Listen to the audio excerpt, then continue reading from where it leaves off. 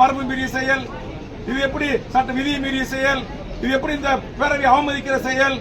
அப்ப சேகர் பாபு தவறான தகவலை நான் இருக்கைக்கு வந்து அமர்ந்த பிறகு சொல்லி அதை மாண்புமிகு முதலமைச்சர் அவர்கள் தவறாக புரிந்து கொண்டு வேல்முருகன் இந்த அவையில் தவறாக நடந்து கொள்கிறார், அதிக பிரசங்கிதனமாக நடந்து கொள்கிறார் என்று சேகர் பாபு சொன்ன அதே வார்த்தையை முதலமைச்சர் திரும்பி சொன்னது உண்மையிலேயே எனக்கு வருத்தம் அளிக்கிறது. மாண்புமிகு தமிழ்நாடு முதலமைச்சர் அவர்களே, உங்கள் தந்தை முத்தமிழர் கலைஞர் அவர்கள் தமிழ்நாட்டில் பாடமொழி, பயிற்சி மொழி எல்லா மொழியும் தமிழா இருக்கணும்னு சொன்னாங்க. அந்த உத்தரவு கடந்த கால ஆட்சியில் நடைமுறைப்படுத்தல. தமிழ்நாட்டுடைய வேலை வாய்ப்புகளை 20% உங்க தந்தை உத்தரவு போட்டாரு.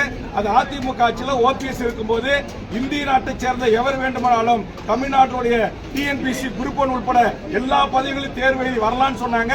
அதற்காக போராட்டம் நடத்தி, முற்றுகை போராட்டம் நடத்தி தொடர்ந்து நான் வலியுறுத்தினேன். அதிமுக ஆட்சியில் கண்டுகளை நீங்களாச்சும் சட்டத்தை திருத்துங்கன்னு சொல்லி நான் தான் சட்ட திருத்தத்துக்கு முன்மொழிந்த அந்த அடிப்படையில் தான் கடந்த கூட்டத்தொடரில் அண்ணன் பைன்வேல் பிடிஆர் அமைச்சராக இருக்கின்ற போது தமிழ் வழியில் படித்தவர்களுக்கு 40% மதிப்பெண் எடுக்கணும், அல்லது இந்திய நாட்டை சேர்ந்த எவர் வேணுமானாலும் தேர்வு எழுதலாம், எவன் வேணுமானாலும் உள்ள வரலாம்னு நிலை இருக்கு.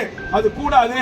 அப்படி உள்ள வந்துட்டானா டைரக்ட் டிஓ பதவியில இருந்து ஆர்டிஓ, நேற்று நான் சொன்னேன், இங்க வந்து ஆர்டிஓ பதவி, டிஎஸ்பி பதவி, மேஜிஸ்ட்ரேட் பதவி, டிஸ்ட்ரிக்ட் ரிஜிஸ்ட்ரார் பதவி, அசிஸ்டன்ட் கமிஷனர் கமர்ஷியல் பதவி என்று எல்லா பதவிகளிலும் தமிழ்நாட்டில் இன்னும் 25 வருஷம் கழிச்சு எல்லா வடநாட்டுக்காரன் பீகார் இந்திய தாய்மொழியாக கொண்டவனதான் இருப்பான். இந்த நிலைமையை உடனே தமிழ்நாட்டில் எந்த கட்சி கிடையாது. நான் ஒரு ஆள் பேசிதான் சட்டத்தை கொண்டு வந்தேன். தமிழ்நாட்டில் 156 கட்சி வாயா துறக்கல. இன்னைக்கு அதிமுக ஆட்சியில் ஒரு பெரிய அநியாயம் அக்கிரமம் தமிழ் மக்களுக்கு ஏற்பட்டிருக்கு. நான் கேட்கிறேன், என்னுடைய நாட்டுக்கு கோட்டாட்சியராக எப்படி இந்திக்காரனை ஏத்துக்க முடியும்? தாசில்தாராக எப்படி ஏத்துக்க முடியும்? அது சொல்றாங்க அரசாணையில அதிமுக ஆட்சி தமிழர்களுக்கு செய்த மாபெரும் துரோகம்.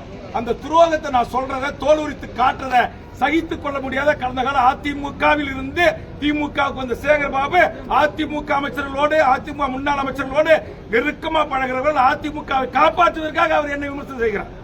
பகிரங்கமா குற்றச்சாட்டு. அதிமுக ஆட்சியில தான் டிஎன்பிசில அது அண்டை நாட்டை சேர்ந்தவன் உள்ள வரலான்னு சட்டத்திருத்தம் கொண்டு வந்தாங்க. ஏன் அப்ப திமுக இருந்த சேகர் பாபு அதை கேட்கல?